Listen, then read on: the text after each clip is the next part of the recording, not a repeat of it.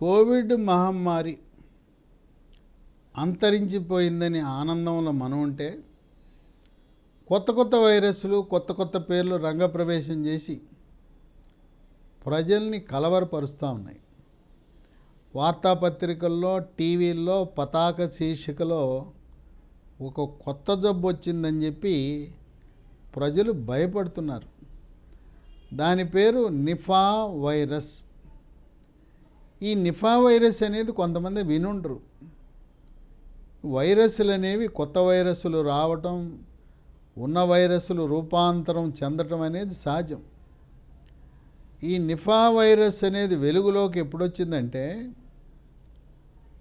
July 10వ తారీఖున కేరళలో కోజికోడ్ మెడికల్ కాలేజీలో 14 ఏళ్ల బాలుడు ఈ నిఫా వైరస్సు మెదడుకి ఊపిరితిత్తులకు పాకి ఎన్ని మందులు ఇచ్చినా కూడా ఫలితం లేకుండా మరణించినప్పుడు ఒక్కసారి దేశమంతా ఉలిక్కిపడింది.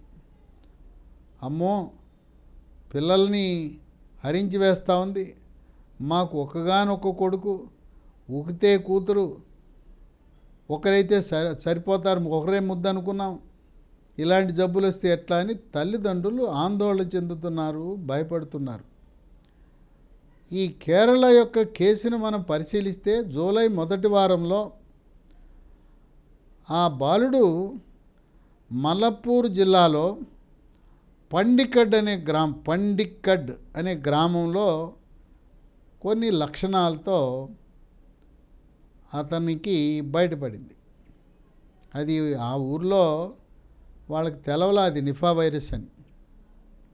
ఏదో జ్వరము, దగ్గు ఇవన్నీ తగ్గకపోయేసరికి కోజికోడ్ మెడికల్ కాలేజీకి తరలించి అక్కడి నుంచి ఈ రక్తాన్ని, అతని శరీరం నుంచి సేకరించిన ద్రవాలను పూనాలో ఉండే జాతీయ వైరాలజీ సంస్థకు పంపిస్తే అక్కడ వాళ్ళు నిర్ధారణ చేశారు ఇది నిఫా వైరస్ అని. ఈ నిఫా వైరస్ అని నిర్ధారణ కాగానే కేంద్ర ప్రభుత్వము ఆస్ట్రేలియా నుంచి మోనోక్లోనల్ యాంటీబాడీస్ని దిగుమతి చేసుకుంది. ఈ మోనోక్లోనల్ యాంటీబాడీస్ వాడటం వల్ల ఆశాజనకమైన ఫలితాలు వస్తున్నట్టు పరిశోధనలు వెల్లడిస్తూ ఉన్నాయి. ఇక ఈ పిల్లవాడు మరణించగానే కేరళ రాష్ట్రం అప్రమత్తమైంది. ఆయనతో కాంటాక్ట్లోకి వచ్చిన 260 మందిని, ఈ కాంటాక్ట్స్ని ఎవరెవరైతే అతనితో దగ్గరకు వచ్చారో వాళ్ళందరినీ కూడా గుర్తించి వాళ్ళందరినీ వాళ్ళ ఆరోగ్య పరిస్థితిని గమనిస్తూ ఒక నెల రోజుల పాటు ఆ 260 మందిని వైద్య ఆరోగ్య సిబ్బంది ట్రాకింగ్ చేస్తున్నారు. ఒక 60 మందిని అయితే హాస్పిటల్లోనే మీరు హాస్పిటల్లో ఉండండి, రోజువారీగా మీ ఆరోగ్య పరిస్థితిని గమనించడానికి సులభంగా ఉంటుంది అని చెప్పారు. ఇది భయంకరమైన వ్యాధి. ఇది కోవిడ్ కంటే కూడా దారుణమైన వ్యాధి. అయితే ఇప్పటి వరకు ఈ వ్యాధి కేరళ రాష్ట్రానికి, పశ్చిమ బెంగాల్కే పరిమితమైంది. గతంలో ఎన్నడూ కూడా తెలుగు రాష్ట్రాలైన ఆంధ్రప్రదేశ్, తెలంగాణలో ఉన్న చరిత్ర లేదు. అయితే కేరళ నుంచి ఎవడైనా మన ఆంధ్ర, తెలంగాణకు వస్తే వాళ్ళు ఈ జబ్బును పట్టుకొచ్చే అవకాశం ఉంది కనుక దీని గురించి అవగాహన ఉండటం అనేది అవసరం. భయపడాల్సిన అవసరం లేదు, టెన్షన్ పడద్దు, ఆందోళన చెందవద్దు. 2018లో కేరళలో నిఫా వైరస్ వల్ల 20 మరణాలు సంభవించినాయి. 2019లో ఒక కేసు వచ్చింది, ఆ ఒక కేసు చికిత్సతో కోలుకున్నారు. 2021లో ఒకరికి నిఫా సోకితే ఒకడు మరణించాడు. 2023 గత సంవత్సరంలో 6గురికి జబ్బు వస్తే 4 కోలుకున్నారు, 2 మరణించారు.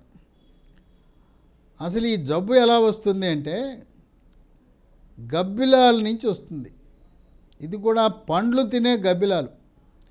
ఈ గబ్బిలాలు పండ్లు కొరుకు తింటాయి. అందుకే మనం ఎప్పుడూ కూడా ఏ పండు తిన్నా పక్షులు కొరికిన పండ్లు ఏది కూడా తినకూడదు. ఆ కొరికిన పండు తింటే ఆ లాలాజలములో ఉండే వైరస్ మనకు సోకే అవకాశం ఉంది.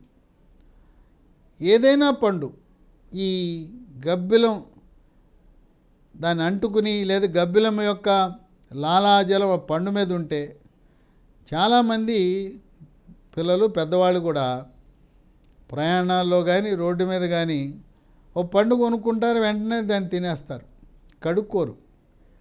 మీరు ఎక్కడ పండున్నా రైల్లో కూడా నీళ్ళు ఉంటాయి, టాయిలెట్ దగ్గరికి వెళ్ళండి, శుభ్రంగా కడుక్కోండి. కడుక్కోకుండా ఏ పండు కూడా తినద్దు. కడుక్కోకుండా పండు తినటం వల్లే ఈ వైరస్ల వల్ల వ్యాధులు మనకు వస్తుంటాయి. గబ్బిలాయలు ఎక్కడుంటాయి? అధికంగా దేవాలయాల్లో ఉంటాయి. కనుక దేవాలయ అధికారులు, రెవెన్యూ అధికారులు దృష్టి పెట్టి ఆ గబ్బిలాలను దేవాలయాల నుంచి తరిమేసే విధంగా తగు చర్యలు తీసుకోవాల్సిన అవసరం ఉంది. దీనికి దేవాదాయ శాఖ అవసరమైతే గబ్బిలాలను నిర్మూలించడానికి కావలసిన ప్రత్యేక నిధులు కూడా కేటాయించవలసిన అవసరం ఉంది. అలాగే గబ్బిలాయలే కాకుండా నల్లగా ఉండే పందులు ఉంటాయి ఊళ్ళలో. మానవ మల వ్యర్థాలను తిని అవి జీవిస్తూ ఉంటాయి.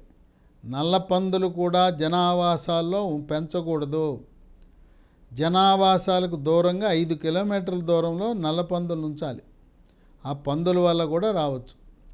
ఒక్కసారి గబ్బిలం నుంచి మనిషికి వచ్చిన తర్వాత ఒక మనిషి నుంచి మరొక మనిషికి అంటుతుంది. మనిషి రక్తము నుంచి కానీ, మనిషి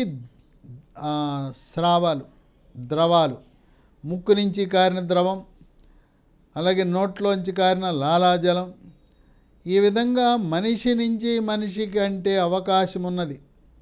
మొదటి కేసు గబ్బిలం నుంచి వచ్చినా ఇక తదుపరి వ్యాప్తి అనేది ఒకరి నుంచి ఒకరికి సులభంగా అంటే అవకాశం ఉంది.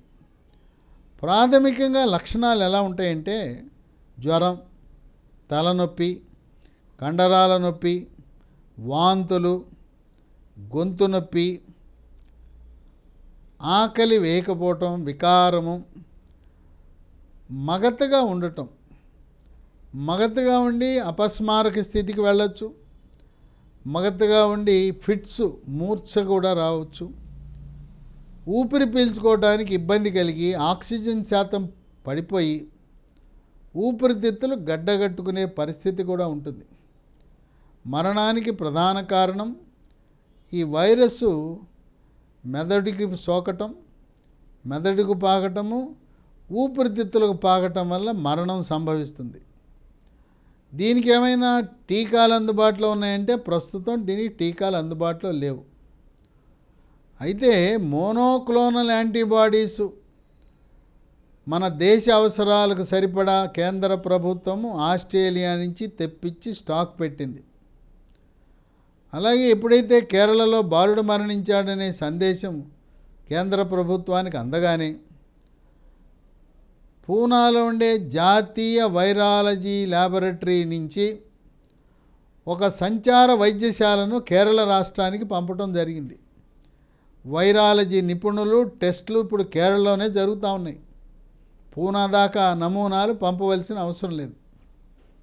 అంతేకాకుండా అప్రమత్తమైన కేంద్ర ప్రభుత్వం ఒక ప్రత్యేక వైద్యుల బృందాన్ని ఢిల్లీ నుంచి national institute of communicable diseases జాతీయ అంటువ్యాధుల నియంత్రణ సంస్థ నుంచి ఒక ప్రత్యేక వైద్య బృందాన్ని కేరళకు పంపించింది. ఏదైనా, ఏ వైరస్ అయినా, ఏ బ్యాక్టీరియా అయినా, ఏ ఫంగస్ అయినా, ఏ సూక్ష్మజీవి అయినా మనకు రోగ నిరోధక శక్తి తక్కువ ఉన్న వారికి త్వరగా ప్రవేశిస్తుంది. రోగ నిరోధక శక్తి ఎవరికి తక్కువ ఉంటుందంటే షుగరు, బీపీ, గుండె జబ్బులు, గుండెకు స్టెంట్లు, గుండెకు బైపాస్ ఆపరేషన్లు, మూత్రపిండాల వ్యాధులు, కీళ్ళ వ్యాధులకు స్టెరాయిడ్ మందులు వాడతారు. దీర్ఘకాలికంగా స్టెరాయిడ్ మందులు వాడేవారు. ఈ విధంగా రోగ నిరోధక శక్తి తక్కువ ఉన్న వారికి ఈ వైరస్ల వ్యాప్తి సులువుగా జరుగుతుంది. రోగ నిరోధక శక్తిని పెంచుకోవడానికి కొన్ని ప్రకృతిపరంగా మార్గాలు ఉన్నాయి.